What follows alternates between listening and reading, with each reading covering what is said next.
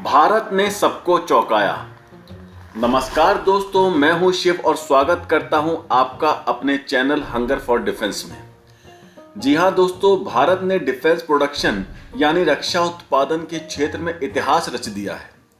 तो पूरी खबर बताने से पहले ये समझते हैं कि डिफेंस प्रोडक्शन या रक्षा उत्पादन होता क्या है। रक्षा उत्पादन मान लीजिए जैसे थल सेना, वायुसेना, नौसेना और इनके इलेक्ट्रॉनिक प्रणालियों के सैन्य उपकरण के निर्माण की एक प्रक्रिया है। भारत में इसके लिए एक सरकारी विभाग है जिसे डीडीपी मतलब डिपार्टमेंट ऑफ डिफेंस प्रोडक्शन कहते हैं। इसकी स्थापना 1962 में रक्षा मंत्रालय के तहत देश की रक्षा के लिए व्यापक उत्पादन को विकसित करने के लिए की गई थी। तो अब आप सोच रहे होंगे कि इसकी जिम्मेदारियां क्या है। तो टीडीपी जिम्मेदार है रक्षा के लिए नीति निर्देश तैयार करने के लिए, डिफेंस पब्लिक सेक्टर अंडरटेकिंग की प्रोडक्शन यूनिट की योजना बनाना और उन्हें कंट्रोल करना भी इसके अधिकार क्षेत्र में आता है।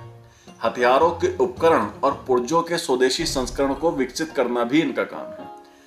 तो अब आपने ये तो समझ लिया कि डिफेंस प्रोडक्शन होता क्या है और इसे कौन नियंत्रित करता है। तो अब चलते हैं अपनी खबर पर।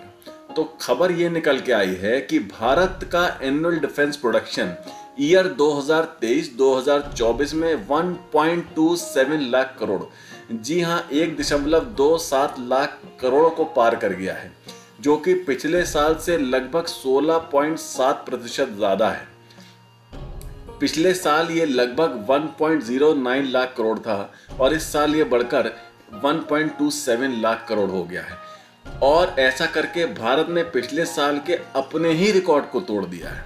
और इसी वजह से आपने ये नोट किया होगा कि इंडिया का डिफेंस एक्सपोर्ट भी साल 2023-24 में 21,000 करोड़ को पार कर गया है, जो कि पिछले साल से लगभग 32% ज्यादा है। और आप देखते जाइए, वो दिन दूर नहीं जब हम दुनिया के टॉप डिफेंस एक्सपोर्ट देशों में शुमार होंगे। हमारे रक्षा मंत्री श्री राजनाथ सिंह ने कहा है कि मेक इन इंडिया कार्यक्रम के तहत हमारे निरंतर प्रयासों ने हमें साल दर साल रिकॉर्ड तोड़ उत्पादन की ओर अग्रसर किया है। भारतीय रक्षा बाजार के ग्लोबल डाटा की खुफिया जानकारी पर नजर डालें तो यह बताती है कि रक्षा उत्पादन नीति का नवीनतम ड्राफ्ट 2016 में रक्षा के लिए आवश्यक उपकरणों, हथियार प्रणालियों के विकास और उसके उत्पादन में आत्मनिर्भरता हासिल करने, निजी उद्योग के लिए अनुकूलन परिस्थितियों का निर्माण करने, स्वदेशीकरण में एसएमई की क्षमता को बढ़ाने और देश के डिफेंस डेवलपमेंट एवं विकास में तेजी के लिए पेश किया गया था। उत्पादन के आंकड़ों का अगर हम विश्लेषण करें तो उससे पता चलता है कि डीपीएसयू और पीएसयू ने इस अचीवमेंट में महत्वपूर्ण योगदान दिया है।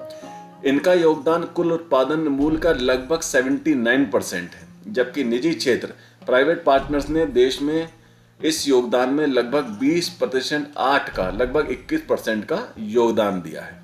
मुझे पर्सनली ऐसा लगता है कि भारत को अमेरिका की तरह सरकारी कंपनियों के साथ साथ प्राइवेट कंपनी की भागीदारी को और बढ़ाना चाहिए, जिससे हमारा एक्सपोर्ट और नई नई ऊंचाइयों को छू सके।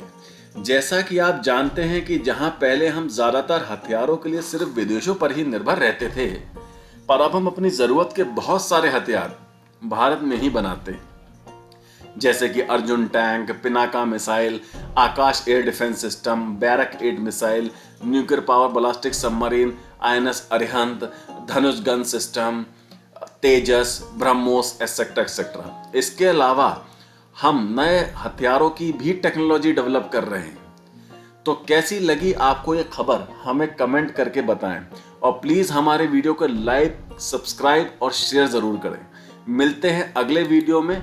टेक केयर, गुड बाय, जय हिंद।